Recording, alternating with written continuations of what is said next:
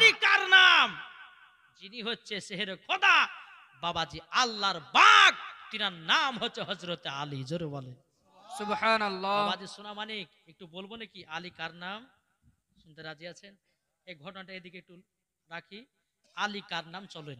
বাবাজি একদিন আলী রাদিয়াল্লাহু তাআলা আনহু তিনি বলতেছে, ও নবীর সাহাবীরা, তবে শোনো গো শোনো, হযরতে জিবরিল আমিন আমার কাছে দুবার আসে আর নবীজির কাছে একবার যায়। কেমন হলো না? হযরত আলী রাদিয়াল্লাহু তাআলা আনহু নবীর সাহাবীদের সম্মুখে বলছে যে জিবরিল আমিন আমার কাছে দুবার আসে আর নবীর কাছে একবার যায়। সমস্ত সাহাবীরা নবীজির কাছে ছুটে ছুটে গিয়ে বলছে, নবী গো, আজকে হযরতে আলী রাদিয়াল্লাহু তাআলা আনহু তিনি যেন একটু ভুল ওয়াজ করেছে। আমার নবী মুস্তাফা বলছে, সাহাবীরা আলীকে তাড়াতাড়ি করে ডেকে নিয়ে এসো। আলীকে যখন বাবা ডাকা হলো, হযরতে আলী রাদিয়াল্লাহু তাআলা আনহুকে বলতেছে, বলো আলী গো, কি ভুল ওয়াজ করেছে একটু শোনাও। আমার আলী রাদিয়াল্লাহু তাআলা আনহু তিনি বলতেছে, ওগো দয়াল নবীজি, আমি তো বলেছি আমার কাছে জিবরিল আমিন দুবার আসে, নবী গো আপনার কাছে একবার যায়।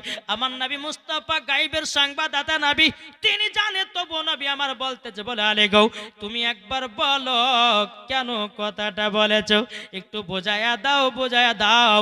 এ সোনা মানিকেরাও, একদিন আমার নবী মুস্তাফা সাহাবীদেরকে নিয়ে বাবা সফরে যাচ্ছেন। যেতে যেতে যেতে আবার নবী মুস্তাফা বলতেছে, এ সাহাবীরা তোমরা একটা জায়গাতে আরাম বিশ্রাম করো, আর যার যার কাছে খাবার আছে ওই খাবারটা বের করে নিজে নিজে খাবার খাও। সমস্ত সাহাবীরা বাবা ব্যাগ থেকে বাবা রুটি বের করেছে। আমার নবী বলছে, সাহাবীরা গো, তোমাদের কাছে কি শুধু শুকনো রুটি আছে? তোমাদের কাছে কি তরকারি সালন নাই? বাবাজি সমস্ত সাহাবীরা বলছেন, ইয়া রাসূলুল্লাহ, ইয়া হাবিবাল্লাহ, নবী গো আমাদের কাছে তো কোনো তরকারি সালন নাই। একটা মৌমাছি আমার নবীজির মাথা মুবারকের উপরে জানো বাবা গুনগুন গুনগুন করে আওয়াজ করতে আছে। সমস্ত সাহাবীরা বলছো, গো দয়াল নবীজি গো, ও গো নবীজি একবার বলুন নাও, নবী গো আপনার মাথা মুবারকের উপরে মৌমাছি জানো গুনগুন করে আওয়াজ করতেছে। নবী গো আপনি তো মৌমাছির কথা বুঝতে পারেন, নবী গো আপনি বাঘের কথা বুঝতে পারেন, নবী গো আপনি হরিণের কথা বুঝতে পারেন, নবী গো আপনি জীব জানোয়ারের কথা বুঝতে পারেন, নবী গো আপনি গাছের কথা বুঝতে পারেন, নবী গো আপনি তো সারা দুনিয়ার কথা বুঝতে পারেন। এ মালিক বানিয়েছে আমার আল্লাহ। জোরে বলেন সুবহানাল্লাহ। সুবহানাল্লাহ। সাহাবীরা বলছে, নবী গো আপনার মাথা মুবারকের উপরে মৌমাছিটা কেন গুনগুন গুনগুন করে আওয়াজ করতেছে? আমার গায়েবের সংবাদদাতা নবী বলছে, সাহাবীরা গো তোমরা যে ব্যাগ থেকে রুটি বের করেছো শুকনা রুটি, তোমাদের কাছে তরকারি নাই। এই মৌমাছিটা বলতেছে, বলে নবী গো আমাদের মৌমাছির চাকে মধু আছে, নবী গো এক বাটি মধু নিয়েছে, আপনারা রুটিটা খান। জোরে বলেন সুবহানাল্লাহ। বাবাজি মুসলমান ভাইরাও, আমার নবী মুস্তাফা সাহেবে নওলাক সাল্লাল্লাহু তাআলা আলাইহি সাল্লাম হযরত আলী রাদিয়াল্লাহু তাআলা আনহু বলতেছে, বলো গো আমার আলী গো একটা পেয়ালা নাও, বাটি নাও, নেওয়ার পরে যাও এই মৌমাছির পেছনে পেছনে যাও আর মৌমাছির চাক থেকে এক বাটি মধু নিয়ে এসো। সুবহানাল্লাহ। আলী কার নাম? যিনি হচ্ছে সেহের খোদা বাবাজি আল্লাহর বাগ, তিনার নাম হচ্ছে হযরত আলী। জোরে বলে সুবহানাল্লাহ। বাবাজি। সোনা মানিক একটু বলবো নাকি আলী কার নাম? শুনতে রাজি আছেন? এই ঘটনাটা এদিকে একটু রাখি। আলী কার নাম চলেন। বাবাজি একদিন আলী রাদিয়াল্লাহু তাআলা আনহু তিনি বলতেছে, ও নবীর সাহাবীরা, তবে শোনো গো শোনো, হযরতে জিবরিল আমিন আমার কাছে দুবার আসে আর নবীজির কাছে একবার যায়। কেমন হলো না? হযরত আলী রাদিয়াল্লাহু তাআলা আনহু নবীর সাহাবীদের সম্মুখে বলছে যে জিবরিল আমিন আমার কাছে দুবার আসে আর নবীর কাছে একবার যায়। সমস্ত সাহাবীরা নবীজির কাছে ছুটে ছুটে গিয়ে বলছে, নবী গো, আজকে হযরতে আলী রাদিয়াল্লাহু তাআলা আনহু তিনি যেন একটু ভুল ওয়াজ করেছে। আমার নবী মুস্তাফা বলছে, সাহাবীরা আলীকে তাড়াতাড়ি করে ডেকে নিয়ে এসো। আলীকে যখন বাবা ডাকা হলো, হযরতে আলী রাদিয়াল্লাহু তাআলা আনহুকে বলতেছে, বলো আলী গো, কি ভুল ওয়াজ করেছে একটু শোনাও। আমার আলী রাদিয়াল্লাহু তাআলা আনহু তিনি বলতেছে, ওগো দয়াল নবীজি, আমি তো বলেছি আমার কাছে জিবরিল আমিন দুবার আছে, নবী গো আপনার কাছে একবার যায়। আমার নবী মুস্তাফা গায়বের সংবাদদাতা নবী, তিনি জানে তবু নবী আমার বলতেছে, বলে আলী গো তুমি একবার বলো কেন কথাটা বলেছো, একটু বোঝায়া দাও, বোঝায়া দাও। হযরতে আলী রাদিয়াল্লাহু তাআলা আনহু তিনি বলতেছে, বলে নবী গো, ও গো নবীজি, আমার বেয়াদবি মাফ করবেন, আপনি তো বলেছেন আনা মাদিনাতুল ইলমু আলিউন বাবুহাউ, নবী গো আপনি হলেন ইলমের শহর আর তার দরওয়াজা হলাম আমি। ঠিক না? সুবহানাল্লাহ। নবী হচ্ছে ইলমের শহর আর তার দরওয়াজা কে? হযরতে আলী রাদিয়াল্লাহু তাআলা আনহু। জোরে বলেন, নবী গো আমি যদি দরওয়াজা হয়, জিবরিল আমিন যদি আসে আমার গেট দিয়ে ঢুকবে, ঢুকবে না? নবী গো জিবরিল আমিন যখন আমার গেট দিয়ে ঢুকবে, আপনার সঙ্গে সাক্ষাৎ করে নিল। নবী গো আপনার সঙ্গে একবার সাক্ষাৎ করলো, নবী গো বারবার সুমাতে আর একবার। নবী গো তারই জন্য বলেছি জিবরিল আমিন আমার কাছে দুবার আসে, নবী গো আপনার কাছে একবার যায়। আমার নবী বলছে, সাহাবীরা দেখো দেখো, হযরতে আলী বিনা দলিল ছাড়া একটাও কথা বলে না। সুবহানাল্লাহ। ঠিক না বাবাজি? মুসলমান ভাইরাও, তারই নাম হলো আলী। আলী কার নাম? বাবাজি একদিন বলতেছে, ও গো নবীর সাহাবীরা, আসমানে যা আছে আলী বলতেছে আমি বলতে পারি, জমিনে যা আছে আলী আমি বলতে পারি, ডানে বামে পেছনে সামনে যা আছে আলী আমি বলতে পারি। হযরত জিবরিল আমিন মানুষের রূপ ধারণ করে সামনে এসে হাজির। জিবরিল আমিন বলতেছে, গো আলী এখন বলো জিবরিল আমিন আছে কোথায়?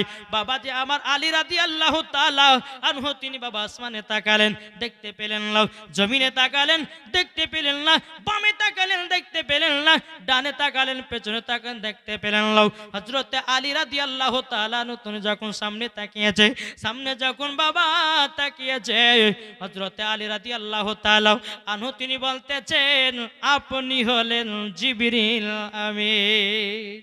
সুবহানাল্লাহ। সমস্ত সাহাবীরা বলতেছি, বলে আলী গো তোমার পাওয়ার কোথা থেকে আসলো? হযরত আলী রাদিয়াল্লাহু তাআলা আনহু তিনি বলতেছে, বলো গো নবীর সাহাবীরাও, তবে শুনো গো শুনো, আমি আলী নবীকে আখেরি গোসল দিয়েছি। আখেরি গোসল করতে গিয়া আমার নবীজির শরীর মুবারকে এক জাররা পানি থেকে গেছিল, আমি আলী জিবা দিয়ে পানিটাকে শোষণ করে নিয়েছি। আমি আলী আসমানে যা আছে দেখতে পাই, জমিনে যা আছে দেখতে পাই, ডানে বামে পেছনে সামনে যা আছে আমি আলী দেখতে পাই, শুধু কারণ হলো নবীজির শরীর মুবারক থেকে এক জাররা পানি চুষার কারণে। সুবহানাল্লাহ। তাহলে চিন্তা করুন, তাহলে আমার নবীর প্রতি যদি দুরূদ পড়া যায়, তাহলে বাবাজি ঈমান আমাদের তাজা হবে কি হবে না? জি, এখন যদি মদ খেয়ে দুরূদ পড়ো তাইলে তাজা হবে, সুদ খেয়ে যদি তুমি দুরূদ পড়ো তাজা হবে না, মিথ্যা করে যদি আপনি দুরূদ পড়েন তাজা হবে না। বাবাজি লোকের বিয়ে আপনার শাক চুরি করে নিয়ে এসে বাড়িতে রান্না করো, রাত্রি বেলায় নবীর প্রতি দুরূদ পড়ো, ওই দুরূদে নবী পাওয়া যাবে না। সুবহানাল্লাহ। কি গো, ঠিক না?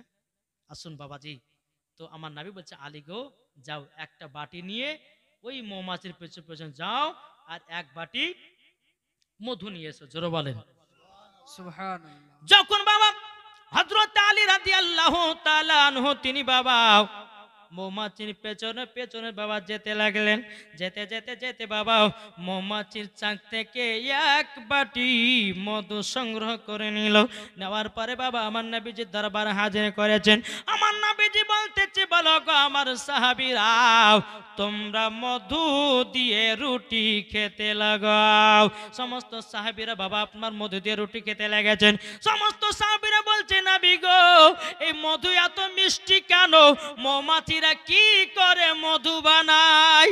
নবী গো আমরা এটা একটা জানতে চাই বেরাদুল ইসলাম মাদাসামানিকেরাও আর একটা মৌমাছি আমার নবীজির মাথা মুবারকের উপরে বাবা গুনগুন করে আওয়াজ করতেছে। নবীর সাহাবীরা বলছে নবী গো এই মৌমাছিটা কি জানো বলতেছে একটু বলুন লাও।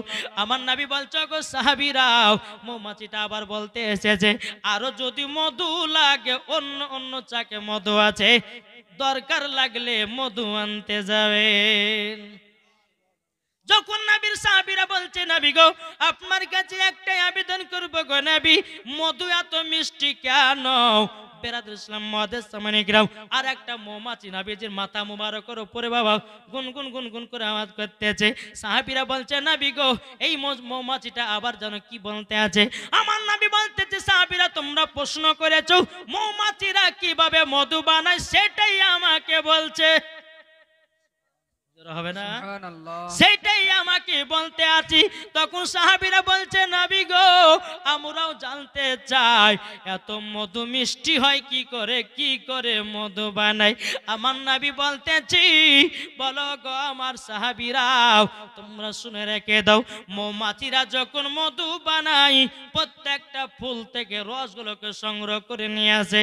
তখন সাহাবীরা বলছে নবী গো কোন তো ফুলের রস তো তিতা হয়, কোন ফুলের রস তো খাটা হয়, কোন ফুলের রস তো আপনার কিনা মিষ্টি হয়, কিন্তু নবী গো সমস্ত ফুলের রসগুলোকে একই জায়গাতে একত্রিত করে এইরকম তো মধু হতে পারে না।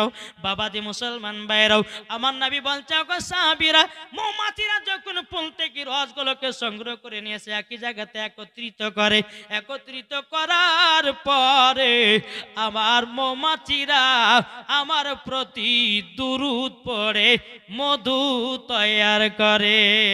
সুবহানাল্লাহ নারে তাকবীর আল্লাহু আকবার নারে রিসালাত ইয়া রাসূলুল্লাহ মাসলাক আলা হযরত জিন্দাবাদ জোরে বলেন জিন্দাবাদ। জিন্দাবাদ এই মৌমাছিতে বলতেছি আমরা মধু বানাই নবীজির দুরূদ পড়ে মধু হয়ে যায়। সুবহানাল্লাহ তাহলে মৌমাছিতে যদি নবীর প্রতি দুরূদ পড়ে মধু তৈয়ার করতে পারে তাহলে আমরা মুসলমান নবীর প্রতি দুরূদ পড়ে কেন আমাদের ঈমান তাজা হবে না? তাহলে নিশ্চয় আমাদের ভুল আছে। কি গো এক ব্যক্তি বলছে হুজুর প্রত্যেকদিন তো সূরা ইখলাস আমল করে কিছু কাজ হয়ে দিছে না। আমি যে কি কাজ করেন? যে বলেন না ভাই মাঠে খেসারে লাগাচ্ছি বুট লাগাচ্ছি। আর কি লাগাচ্ছেন? বলেন না আমার বউ আর আমি যাই তো আমার বউকে মানা করি যে অমুক ভুই থেকে ওই জিনিস তুলিস না বলে কি হবে তুলে এসে রান্না করে আমাকে খাওয়াই ওর লেগে হয়েছে না? হ্যাঁ ওর লেগে তোমার দোয়া কবুল হচ্ছে না, ওর লেগে তোমার আমল হচ্ছে না। বাবা যে আল্লাহর কোরআন কখনো মিথ্যা হতে পারে না। কি গো পারে? এটা বলবো শুনতে রাজি আছেন? একজন বেধর্মী মহিলা জলসা শুনতে এসেছে। কিতাবের নাম হলো বাবা আওরাতু কি হেকায়াত। কিতাবের নাম আওরাতু কি হেকায়াত। বাবাজি মুসলমান ভাইয়েরা সোনা মানিকেরও একজন মহিলা বাবাজি এসেছে মাহফিলে। আপনার বক্তা সাহেব বলেছে যে বিসমিল্লাহর আমল করবে তার বরকত হবে। একজন বাবাজি বেধর্মের মহিলা বাড়িতে গিয়ে বাবা মাথা আচড়াই বিসমিল্লাহ পড়ে, বাবাজি রান্না করে বিসমিল্লাহ পড়ে, ঝাড়ু লাগায় বিসমিল্লাহ করে, যে কোনো কাজ করুক না কেন বাবাজি বেধর্মী মহিলাটা বাবা আপনার বিসমিল্লাহর আমল করতে লেগেছে। তার বাপ মা বলছে বিটি মুসলমানদের কেন বিসমিল্লাহ আমল করতেছ? বিটিকে তোমাকে ছেড়ে দিতে হবে, তুমি যদি না ছেড়ে দাও আমাদেরকে দেশ থেকে বের করে দেবে। তখন বলছে মা গো আব্বা জানো আমি যখন মুসলমানদের বিসমিল্লাহ আমল করতে লেগেছি গো মাও আমি আর জীবনও কোনোদিন ছাড়ব না। সুবহানাল্লাহ কোনোদিন ছাড়ব না। বাবাজি মুসলমান ভাইরাও সোনা মানিকেরাও এদিকে বাবাজি স্বামী স্ত্রী বাবা আপনার বিপদে পড়ে গেল। এখন বিটি পড়ছে মুসলমানদের বিসমিল্লাহ আমল করছি, যদি আমাদের ধর্মের মানুষেরা জানতে পারে তাইলে পরে আমাদেরকে দেশ তাড়া করে দেবে। না না না বিটিকে দরকার হয় মেরে ফেলে দেব, তবে কিন্তু আমরা দেশ থেকে বাড়াবো না। বেড়াদের স্বামী স্ত্রী যুক্তি করতেছে কি করে মারা যায়, কি করে মারা যায়। স্বামী স্ত্রী রাত্রে বাড়াই যুক্তি করার পরে বলছে বেবি রে আমার হাতে একটা আংটি আছে, বিটিকে আংটিটা রাখতে দেব। বিটি যখন আংটিটা কোটার উপরে রাখবে আংটিটা আমরা গভীর রাত্রিতে উঠে সমুদ্রতে ফেলাইয়া দেব। সকালবেলা চাইব যখন দিতে পারবে না এমন মার পারবো, ওকে দুনিয়া থেকে চির বিদায় করে দেব। বাবা যে স্বামী স্ত্রীর মধ্যে বাবা প্লেন হয়ে গেল। প্লেন হয়ে যাওয়ার পর সকাল বেলাতে তিনার বিটিকে বলছে, বিটি এ আংটিটা তুমি তোমার কাছে রাখো, কাল সকাল বেলাতে নেব। ঠিক আছে আব্বা দেন। আংটিটা বিটির হাতে দিয়েছে, বিসমিল্লাহ বলে কোঠার উপরে রেখে দিয়েছে। যখন রেখে দিয়েছে গভীর রাত হয়েছে, তারা স্বামী স্ত্রী বলতে চলো যাই আংটিটা ফেলবো। বাবা গভীর রাত্রিতে উঠে কোঠা থেকে বাবাজি আংটিটা নিয়ে বাবাজি সমুদ্রতে আপনারা পাক দিয়ে ফেলে দিয়েছে। বেরাদুল ইসলাম মুআজ্জাজ সামানে কেরাম, এখন রাত্রে বেলায় বলতেছি বিটিকে যখন মারবে একটু ভালো মন্দ খাইয়ে দেওয়া মেরে ফেলবো। তখন বলতেছে বেটি রে, এ বেটি আজকে তোমার জন্য বড় একটা মাছ নিয়ে আসবো, বাজার থেকে নিয়ে আসবো। বলে আব্বা ঠিক আছে যান। বেরাদুল ইসলাম মুআজ্জাজ সামানে কেরাম, ওই মহিলার আব্বা তিনি আপনার বাজারে গিয়ে একটা বিশাল বড় মাছ নিয়ে এসেছে। তিনার বিটিকে বলছে, বিটি গো তুমি রান্না করো, ভালো করে কেটে কোটে তুমি বাছাই করে রান্না করো। তিনার বিটিকে যখন দিয়েছি বাবাজি বটিতে যখন বিসমিল্লাহ বলে আপনার কেটেছে, আল্লাহর কি কুদরাত, বাবা মাছের পেটের ভিতরে ওই আংটিটা পাওয়া যায়। সুবহানাল্লাহ। ওই আংটিটা পাওয়া যায়। বিসমিল্লাহ বলে বাবা ধুয়ে আপনার কোটার উপর রেখে দেওয়া হলো। রেখে দেওয়ার পরে এদিকে বেরাদার মাছটা যখন রান্না হয়ে গেল, এখন বাপ এবং মা চিন্তা করছে বিটিকে ভালো ভালো চাকা গলা দাও, ওকে তো মারি ফেলে দেব। সুন্দর সুন্দর চাকা গলা খাইয়ে দিয়েছে। খাইয়ে দেওয়ার পরে খাওয়া দাওয়া যখন কমপ্লিট হয়ে গেল, এদিকে বলছে বিটি গো কালকে তোমাকে আংটিটা রাখতে দিয়েছিলাম, ওই আংটিটা কোথায় আছে নিয়ে এসো। বাবাজি বিসমিল্লাহ বলে কোটা থেকে নিয়ে এসে আব্বা জান গো আপনার আমানত দেন। বেরাদুল ইসলাম মুআজ্জাজ সামানে কেরাম, তিনার আব্বা তিনার মা দেখে অবাক হয়ে গেল, কি ব্যাপার আংটিটা তো আমরা রাত্রে বেলায় সমুদ্রতে ফেলে দিয়েছি, এই আংটিটা আবার কোথা থেকে চলে আসলো। বাপ বলছে বেটি রে কি ব্যাপার, এই আংটিটা তুমি কোথায় পেয়েছে বলো। বলে আব্বা গো আপনি যে বাজার থেকে মাছটা নিয়ে এসেছিলেন আমি বিসমিল্লাহ বলে কেটেছি, মাছের পেটের ভিতরে আংটিটা পাওয়া গেছে। সুবহানাল্লাহ। বেরাদুল ইসলাম মুআজ্জাজ সামানে কেরাম, তারা বুঝে গেল বেটি গো ইসলাম ধর্ম হলো সত্যি ধর্ম। বেটি গো আমরা এই ধর্মতে থাকতে চাই না, যেই ধর্মতে ঢোল বাজনা থাকি, যেই ধর্মতে মূর্তি পূজা থাকি, যেই ধর্মতে আপনার কিনা গান বাজনা থাকে, সেই ধর্ম থাকতে চাই না। বলো গো আমার বিবি চলো চলো যাই আমরা মুসলমান কবুল করে নিই, আমরা কলমা পড়ে মুসলমান হয়ে যাব। জোরে বলেন সুবহানাল্লাহ। তিনার পিটি বাপ মা সবাই বাবা কলমা পড়ে মুসলমান হয়ে গেল, শুধুমাত্র বিসমিল্লাহর আমলে। সুবহানাল্লাহ। তাহলে একজন বেধর্মীর মহিলা যদি বিসমিল্লাহর আমল করে যদি মুসলমান হতে পারে, বরকত পাতে পারে, তাহলে আমাদের ঘরের মা বোনেরা কেন পারবে না? কি গো কেন পারবে না? নিশ্চয় তার ভিতরে কোনো ভুল আছে, ঠিক না? ভুলের জন্যই তো পারে না। এখন বাবাজি সকালবেলা উঠে কোরআন পড়ছে, আবার 9টার সময় সিরিয়াল দেখছে, তাহলে হবে? কাজ করবে? জি, সকালবেলায় কোরআন পড়ছে, 1টার সময় স্বামীর সঙ্গে ঝগড়া করছে, হ্যাঁ করছে কি করছে না? তাহলে কি করে হবে? বাবাজি এখনকার আমার মা বাবা ধাপে ধাপে মিথ্যা কথা গো। এখন স্বামী গেছে কেরালায়, তো স্বামীতে ফোন করেছে, বিবি কোথায় আছিস? এখন বলছে যদি সত্য কথা বলা যায় তো আমার পুরো চলবে।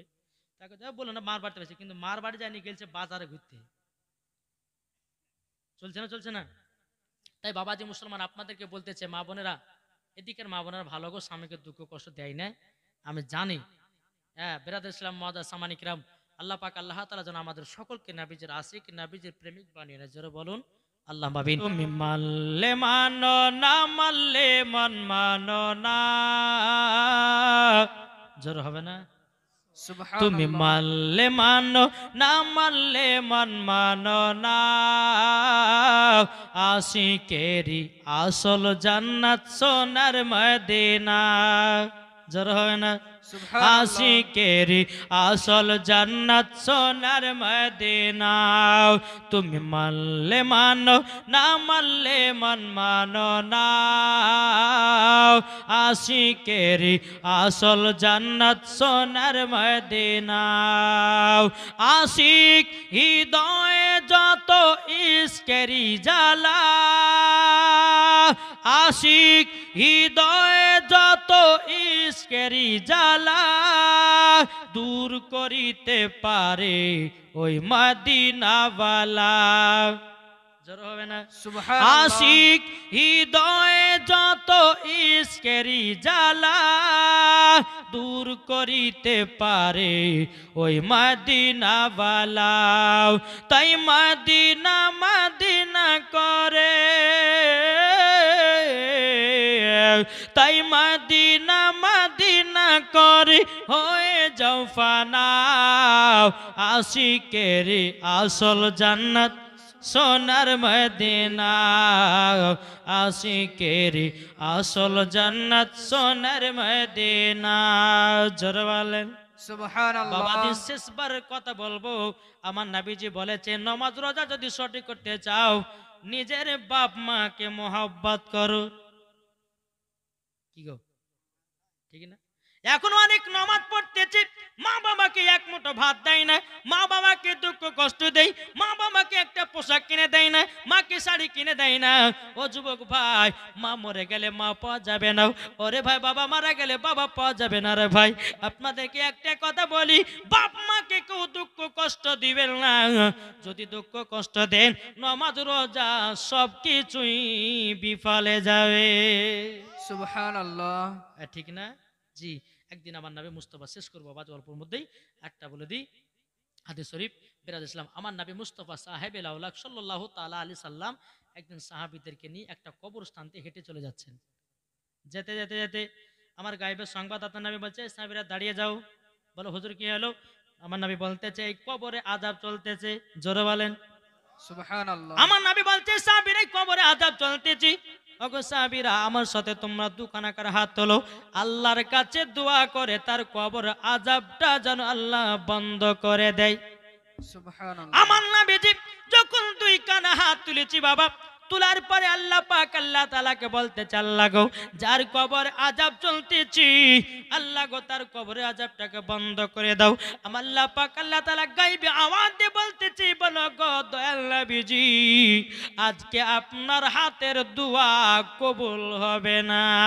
আমার নবী বলছে আল্লাহ গো আমি যখনই আমি হাত মোবারক তুলেছি কারেন্টের মতো দোয়া কবুল হয়ে গেছে গো আল্লাহ আজকে কিসের কারণে কবুল হবে না আল্লাহ পাক আল্লাহ তাআলা বলছে বলে নবী গো যেই ব্যক্তির জন্য দোয়া করছেন গো নবী ওই ছেলেটা তার বাপ মাকে দুঃখ কষ্ট দিয়েছে তার মা যতক্ষণ ক্ষমা না করবে তার কবরের আযাব বন্ধ হবে না সুবহানাল্লাহ আমার নবী বলতেছে সাহাবীরাও তাইলে যে ছেলেটা কবরে শুয়ে আছে তার মা কি বেঁচে আছে সাহাবীরা বলছে হুজুর কো বেঁচে আছে একজন বৃদ্ধা মহিলা একটা ছোট্ট করে ঘরে বসে বসে আল্লাহর ইবাদত করে আমার নবী মুস্তাফা সাহাবীদেরকে নিয়ে ওই বুড়িমার কাছে যাওয়া হলো যাওয়ার পরে বুড়িমা নবীকে দেখার পরে বলছে লাব্বাইক ইয়া রাসূলুল্লাহ লাব্বাইক হাবিবাল্লাহ ও গো দয়াল নবীজি গো কি ব্যাপার আমার বাড়িতে ও টাইমের ভিতরে কেন আমার নবী বলছে গো বুড়িমা তোমার 1.5 বছর আগে তোমার একটা বেটা মারা গেছিল বুড়িমা বলতেছে জি হুজুর মারা গেছে তখন বুড়িমা কেঁদে কেঁদে বলছে নবী গো ওই বেটা নাই তো দুনিয়াতে খুবই শান্তিতে আছে বাবা দুঃখের কথা জানাতেছে বাবা আমার নবী বলছে বুড়িমা কখনো মাকে সন্তানের জন্য বদদুয়া করতে হয় না বুড়িমাকে দেখে দে বলছে নবী গো আমার সন্তানকে যখন আমি 10 মাস 10 দিন গর্ভে রেখেছিলাম ওগো দয়াল নবীজি বাচ্চাকে নিয়ে যখন রাত্রে বেলায় ঘুমাতাম লাত্তি মারতো আমি মা জননী কত কষ্ট সহ্য করে থাকতাম গো নবী ওগো নবীজি ওই বাচ্চাকে যখন মাঘ মাসের ঠান্ডা দিনে জন্ম দিলাম বেটাকে নিয়ে ডান দিকে শোয়াতাম ডান দিকে পেশাব করে নিত আমি মা জননী বেটাকে সর্দি লেগে যাবে বলে বেটাকে জ্বর লেগে যাবে বলে আমি মা জননী ডান থেকে বাম দিকে শোয়াতাম বাম দিকে যখন পেশাব করে দিত, আমি মা জননী আমার জায়গাতে শোয়াতাম, আমার জায়গাতে যখন পেশাব করে দিত গো নবী, আমি মা জননী সারা রাত্রি ভিজাতে পার করেছি, আমার বেটার জায়গা করে দিয়েছি বুকের ওপরে। ওগো নবীজি, ওই সন্তানের জন্য কেন রাগান্বিত হবে না নবী গো? ওই সন্তান বিবাহ করার পরে কাল্লাগনির পাল্লাতে পড়ে, আমাকে এক মুঠো ভাত দেয় না, আমার কথা মতো চলে নাও, আমার কথা মতো মানে না। বলো গো নবীজি, তারই জন্য সন্তানের প্রতি আমি রাগান্বিত। শুধু নবী গো তাই নয়, ওই সন্তান বউর কথা শুনে আমাকে লাথি পর্যন্ত মেরেছে, সুবহানাল্লাহ, লাথি পর্যন্ত মেরেছে গো নবীজি। আমার নবীজি চোখের পানি ঝরঝর করে ফেলে বলছে, বুড়িমা গো, ওগো বুড়িমা, যদি কোন সন্তানের মা যদি সন্তানের জন্য বদদোয়া করে জীবনে জান্নাত পাবে না। তখন আমার নবী মুস্তাফা বলতেছে, বলো গো বুড়িমা, তবে এক কাজ করুন না, আপনার সন্তানের কবরের পাশে চলুন। বাবাজি আমার নবী মুস্তাফা বুড়িমাকে কবরের পাশে নিয়ে এসেছে। আমার নবীজি আল্লাহর কাছে হাত তুলে বলছে, দোয়া করতে চাল লাগো, এই বুড়িমাকে তার সন্তানের কবর আযাব দেখার শক্তিটা দান করে দাও। যখন বাবাজি কথা বলার পরে আমার নবী মুস্তাফা দোয়া করেছেন, আমার নবী বলছে, এ বুড়িমা, তোমার সন্তানের কবর দিকে তাকাও।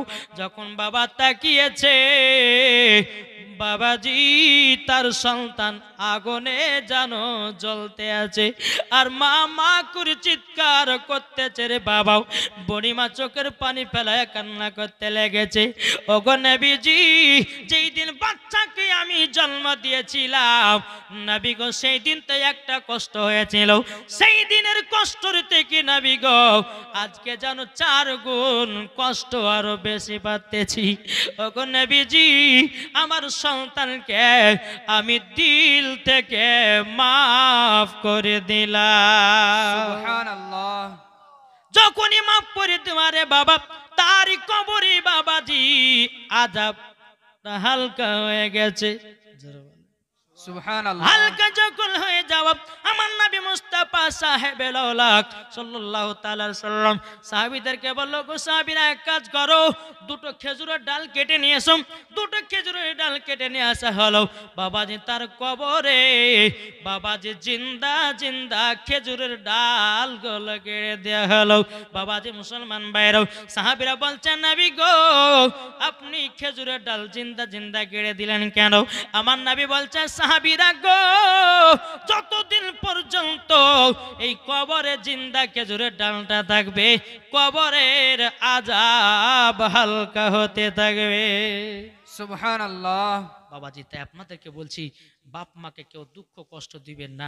বাপ মাকে যদি দুঃখ কষ্ট দেন, বাবাজি মরার পরে বাবাজি জান্নাতের দূরের কথা, জান্নাতের গেট পর্যন্ত দেখা তার নসিবে জুটবে না। তাই বলতেছে, মা বাবাকে দুঃখ দিলে নামাজ হবে না, মা বাবাকে কষ্ট দিলে নামাজ হবে না, আল্লাহ নবীজি দয়া তার পাবে না। আরে আল্লাহ নবীজি দয়া তার পাবে না।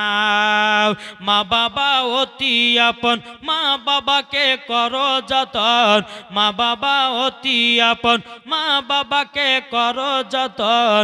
মা বাবা দুঃখ পেলে নামাজ হবে না, মা বাবা কষ্ট পেলে নামাজ হবে না, আল্লাহ নবীজি দয়া তার পাবে না। ঠিক কিনা? তার বাবাজি বাপ মাকে মোহাব্বত করবেন। বাপ মা যদি না থাকে বাবাজি, প্রত্যেক দিন যদি না যাওয়া সম্ভব না হয়, তো আপনি প্রত্যেক দিন জুম্মার দিন, জুম্মার ফজর নামাজ বা জুম্মা নামাজের পর গিয়ে বাপ মার কবর পাশে গিয়ে সূরা ইয়াসিন তেলাওয়াত করিয়েন। আমার নবী বলছে, কোন সন্তান যদি তার মায়ের বা বাবার কবরে সূরা ইয়াসিন যদি একবার তেলাওয়াত করে, 1 সপ্তাহ কবরের আযাব হবে না।